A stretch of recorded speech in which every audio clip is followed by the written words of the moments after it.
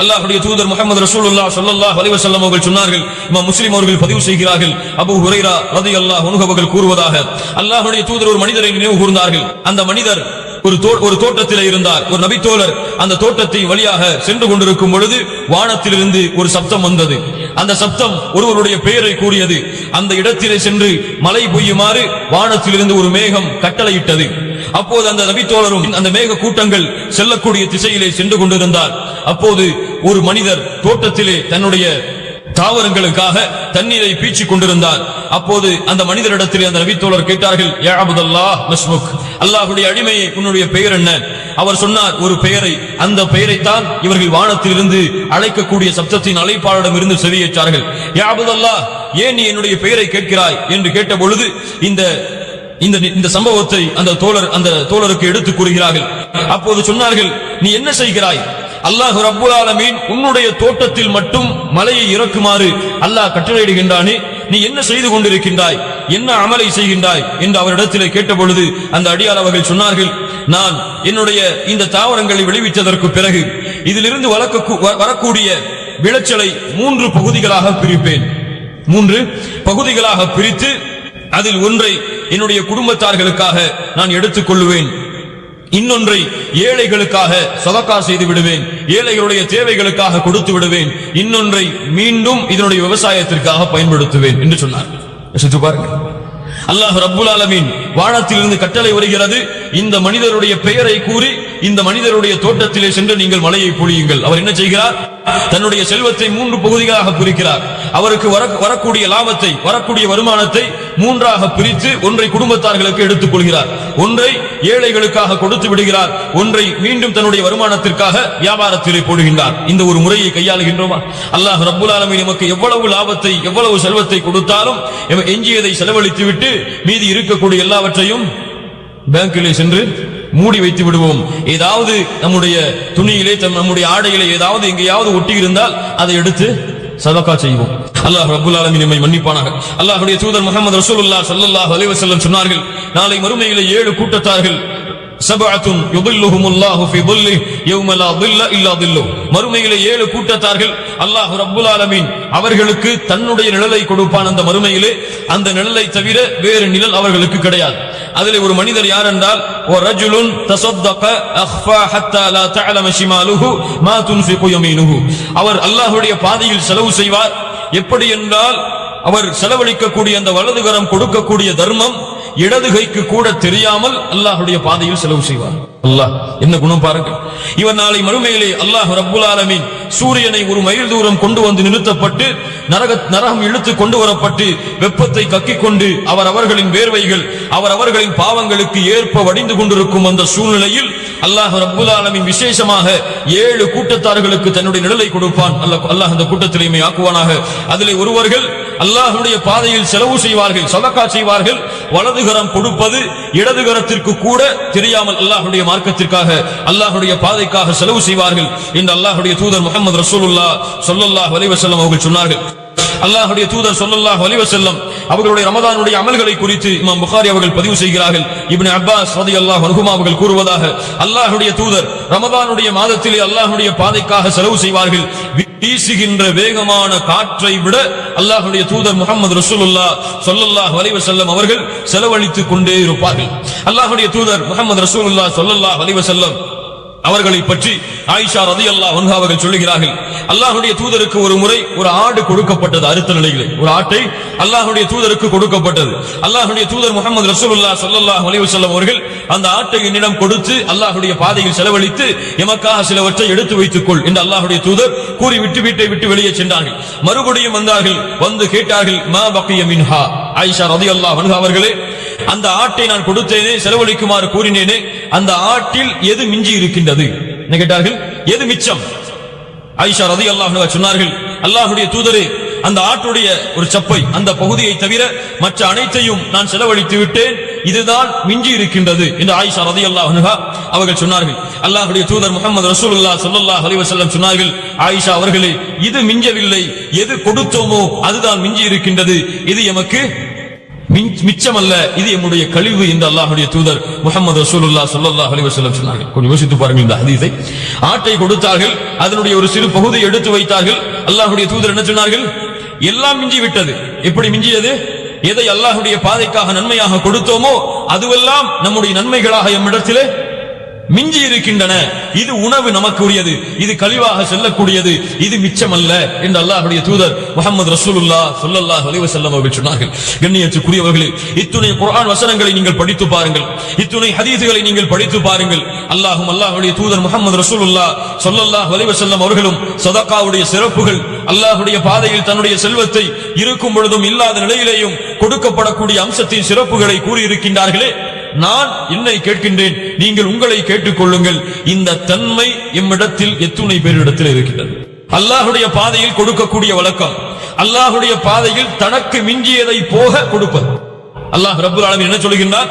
உங்களுக்கு போக அல்லாஹ்வுடைய தீனுக்காக, அல்லாஹ்வுடைய மார்க்கத்திற்காக செலவழியுங்கள். எமக்கு எப்படி? எம்முடைய தேவைகள் முடிந்து விட்டால் அதை எடுத்து பேங்கில் வைத்து பூட்டி விடுவோம் நம்முடைய அக்கவுண்டில். அல்லாஹ் ரப்பல் ஆலமீன் அதை செலவழியுங்கள். உங்களுடைய செல்வம் உங்களுக்கு போதுமானதாக இருந்தால் அதை எடுத்து நீங்கள் செலவழித்து விடுங்கள், அல்லாஹ்வுடைய பாதையில் கொடுத்து விடுங்கள். அல்லாஹ் உங்களுடைய செல்வத்தை பன்மடங்காக்குவான். எமக்கு கொடுத்தால் குறைந்துவிடும். எப்படி? செல்வத்தை கொடுத்து விட்டால் அக்கவுண்டில் இவ்வளவு குறைந்து விடுமே, 100 ரூபாயை வைத்திருக்கின்றோம், 50 ரூபாயை செலவழித்து விட்டால் 50 ரூபாய் குறைந்து விடுமே என்ற கவலை. அல்லாஹ் ரப்பல் ஆலமீன் சொல்கின்றான், நீ 50 ரூபாயை கொடுத்தால் அதை அல்லாஹ் 50 லட்சமாகவும் கொடுப்பான், நீ கொடு. அது அல்லாஹ் ரப்பல் ஆலமீனுக்கு நீ கொடுக்கக்கூடிய கடன், அல்லாஹ்விற்கு நீ கொடுக்கக்கூடிய கடன். எப்படி ஒரு மனிதனுக்கு கடன் கொடுத்தால் அதை சிறந்த முறையில் உனக்கு திருப்பி தருவார் என்ற நம்பிக்கை கொண்டிருக்கிறாயோ, உன் ரப்பின் மீது நம்பிக்கை கொள், அதை பன்மடங்காக்கி அல்லாஹ் உனக்கு கொடுப்பான்.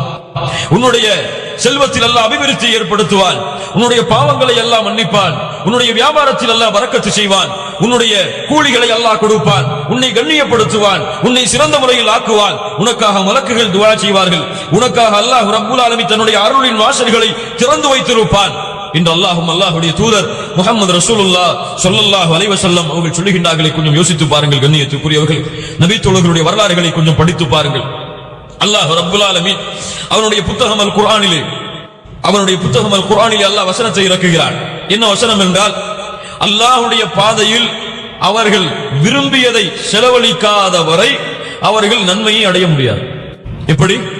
தனக்கு விரும்பியதை செலவழிக்காத வரை அவர்கள் நன்மைகளை அடைய முடியாது என்று அல்லாஹ் ரப்பல் ஆலமீன் அவனுடைய புத்தகம் அல் குர்ஆனிலே அல்லாஹ் ரப்பல் ஆலமீன் வசனம் இறக்குகிறான். எப்படி? எனக்கு இந்த மொபைல் போன் பிடித்திருக்கிறது என்றால் இதை அல்லாஹ்வுடைய பாதையிலே செலவழிப்பது, எனக்கு என்னுடைய கார் பிடித்திருக்கிறது என்றால் அல்லாஹ்வுடைய பாதையில் செலவழிப்பது, எனக்கு என்னுடைய செல்வத்தில் எது விருப்பமோ அதை எடுத்து அல்லாஹ்வுடைய பாதையில் செலவழிப்பது. மனது ஒருமா யாருக்காவது கொடுப்பதற்கு, எம்மை யாருக்காவது மனது வருமா அப்படி கொடுப்பதற்கு? ஆனால் நபி தோழர்களுக்கு மனது வரும். அபூ தல்ஹா ரலியல்லாஹு அன்ஹு அவர்கள் வருகிறார்கள், அல்லாஹ்வுடைய தூதரே, அல்லாஹ் தனக்கு கடன் கேட்கின்றானாமே. என்ன சொன்னார்கள்? அல்லாஹ் தனக்கு அவனுடைய புத்தகம் அல் குர்ஆனிலே கடன் கேட்கின்றானாமே, மேலும் விரும்பியதை கொடுக்காமல் நன்மையை அடைய முடியாது என்று அல்லாஹ் அவனுடைய புத்தகம் அல் குர்ஆனிலே வசனத்தை இறக்கி இருக்கின்றானாமே. அப்படியா? அல்லாஹ்வுடைய தூதர் முஹம்மது ரசூலுல்லாஹ் ஸல்லல்லாஹு அலைஹி வஸல்லம் அவர்கள் சொன்னார்கள், ஆம் அபூ தல்ஹா, அப்படித்தான். அப்படி என்றால் அல்லாஹ்வுடைய தூதரே, எனக்கு என்னுடைய பைருஹா தோட்டம், மதீனாவிலே அதிகமான விளைச்சலை தந்த தோட்டத்தில் ஒரு தோட்டம் பைருஹா தோட்டம், அபூ தல்ஹா ரலியல்லாஹு அன்ஹு அவருடைய தோட்டம். இந்த தோட்டம் எனக்கு மிக அதிகமான விருப்பம் உடையது அல்லாஹ்வுடைய தூதரே. இதில்தான் நானும் இருக்கிறேன், என் குடும்பத்தார்களும் இருக்கிறார்கள், என்னுடைய வீடும் இந்த தோட்டத்தில் தான் அமைந்திருக்கிறது. இந்த பைருஹா தோட்டத்தை அல்லாஹ்விற்கு கடனாக கொடுக்கின்றேன், நான் விரும்பியதை. ரசூலுல்லாஹ் ஸல்லல்லாஹு அலைஹி வஸல்லம் ஏற்றுக்கொண்டார். இந்த செய்தி அபூ தல்ஹா ரலியல்லாஹு அன்ஹு அவர்களுடைய மனைவிக்கு தெரிகிறது. யார் அவர்கள்? அபூ தல்ஹா ரலியல்லாஹு அன்ஹுடைய மனைவி யார்? அனஸ் ரலியல்லாஹு அன்ஹு அவர்களுடைய தாயார். யார்? நம்முடைய தோழர்கள். யார்? உம்மு சுலைம் ரலியல்லாஹு அன்ஹா. உம்மு சுலைம் மனைவிக்கு செய்தி கிடைக்கிறது, இப்படி உங்களுடைய கணவர் இந்த தோட்டத்தையும் உங்களுடைய வீட்டையும் உங்களுடைய செல்வங்களையும் அல்லாஹ்வுடைய பாதையில் கொடுத்து விட்டார்கள். இந்த காலத்துடைய பெண்களாக இருந்தால் நடந்திருக்கும். உங்களுக்கு உங்களுடைய வாலிபர்களுக்கு அல்லது உங்களுடைய பிள்ளை ஒரு 1000 ரூபாயை வைத்திருந்தால் இந்த ஹதீஸை கேட்டுவிட்டு வெளியிலே வரக்கூடிய ஒரு ஏழைக்கு 800 ரூபாயை கொடுத்து விட்டு 200 ரூபாயை தாயிடத்திலே அல்லது தந்தை இடத்திலே ஒப்படைக்கின்றான்.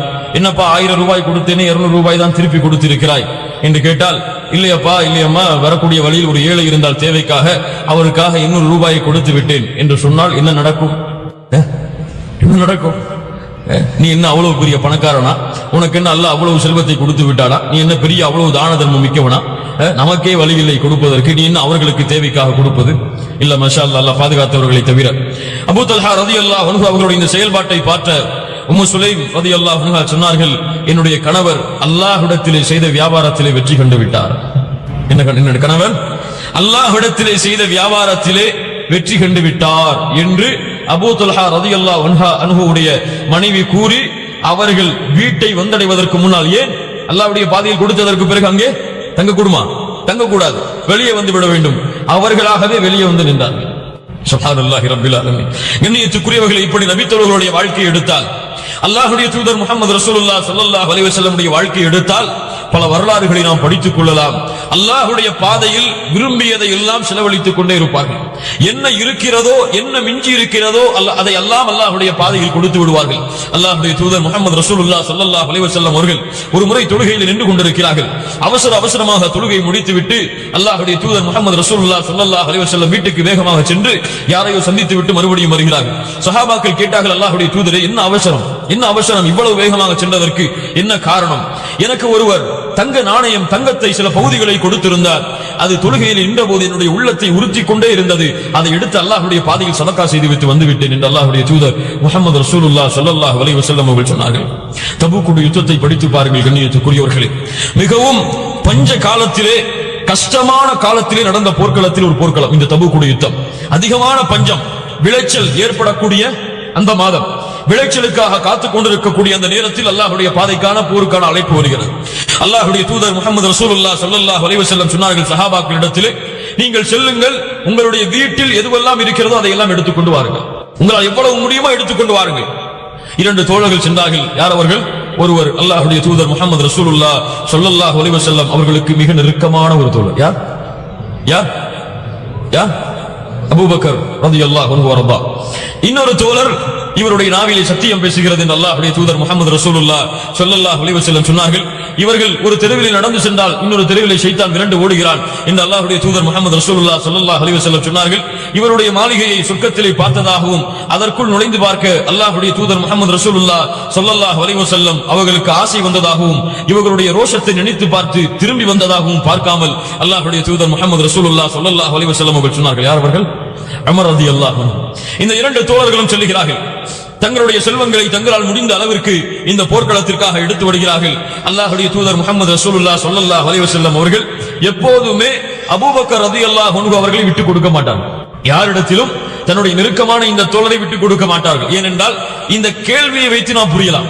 அல்லாஹ்வுடைய தூதர் முஹம்மது ரசூலுல்லாஹ் ஸல்லல்லாஹு அலைஹி வஸல்லம் எப்படி கேட்டிருந்தால், யார் உங்களிலே அதிகமான செல்வத்தை எடுத்து வந்தது என்று கேட்டிருந்தால் உமர் ரலியல்லாஹு அன்ஹு அவர்கள் அதிகமான செல்வத்தை எடுத்து வந்தார்கள். ஆனால் அல்லாஹ்வுடைய தூதர் முஹம்மது ரசூலுல்லாஹ் ஸல்லல்லாஹு அலைஹி வஸல்லம் கேட்ட கேள்வி, உங்களிலே யார் எதை வீட்டிலே மிச்சமாக்கி வந்தது? உங்களிலே யார் எதை வீட்டிலே வைத்து வந்தது? அபூபக்கர் ரலியல்லாஹு அன்ஹு சொன்னார்கள், அல்லாஹ்வுடைய தூதரே, வீட்டிலிருந்து எல்லாவற்றையும் எடுத்து வந்து விட்டேன். அல்லாஹ்வையும் அல்லாஹ்வுடைய தூதரையும் தான் வைத்திருக்கின்றேன். உமர் ரலியல்லாஹு அன்ஹு சொன்னார்கள், அல்லாஹ்வுடைய தூதரே, அல்லாஹ்வுடைய பாதையில் பாதியை எடுத்து வந்து பாதியை வீட்டிலே வைத்து வந்திருக்கின்றேன். கண்ணியத்துக்குரியவர்கள், இந்த போர்க்களத்திற்கு அல்லாஹ்வுடைய பாதையில் கொடுப்பதற்காக தயாரான தோழர்களில் உஸ்மான் ரலியல்லாஹு அன்ஹு அவர்கள் ஒரு பெரும் பங்கை இந்த போருக்காக பொறுப்பேற்றார்கள். அல்லாஹ் ரப்பல் ஆலமீன் அந்த பங்கை அவர்கள் கொடுத்த காரணத்தால் அல்லாஹ்வுடைய தூதர் முஹம்மது ரசூலுல்லாஹ் ஸல்லல்லாஹு அலைஹி வஸல்லம் அவர்களை பார்த்து சொன்னார்கள், உஸ்மான் அவர்களே, அல்லாஹ் வானத்திலிருந்து அழைப்பு விடுக்கின்றான். மலக்குகள் மூலமாக உஸ்மான் அவர்கள் என்ன பாவம் வேண்டுமானாலும் செய்யட்டும், அல்லாஹ் அவரை மன்னித்து விட்டார். ஏனென்றால் அல்லாஹ்விற்கு இது பிடித்தமான ஒரு தன்மை.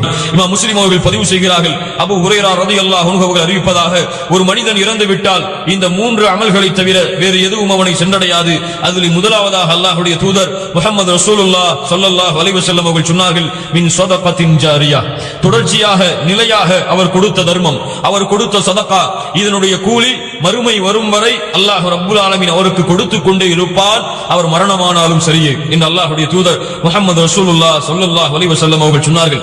இப்படிப்பட்ட உதாரணங்களை கொண்ட இந்த சமூகம் கஞ்சத்தனத்திலே வாழக்கூடாது. தங்களுடைய செல்வங்கள் தனக்கு மட்டும்தான் என்ற ஒரு எண்ணத்தை மறந்து அல்லாஹ் எனக்கு கொடுத்த செல்வம் நானும் இதில் அனுபவித்து ஏழைகளுக்கும் அவர்களுடைய தேவைகளை நிறைவேற்ற கொடுப்பதற்குத்தான் என்ற எண்ணத்தை எம்முடைய உள்ளத்தில் வளர்த்துக் கொள்வோம். அல்லாஹ் ரப்புல் ஆலமீன் அதற்கு உதவி செய்வானா.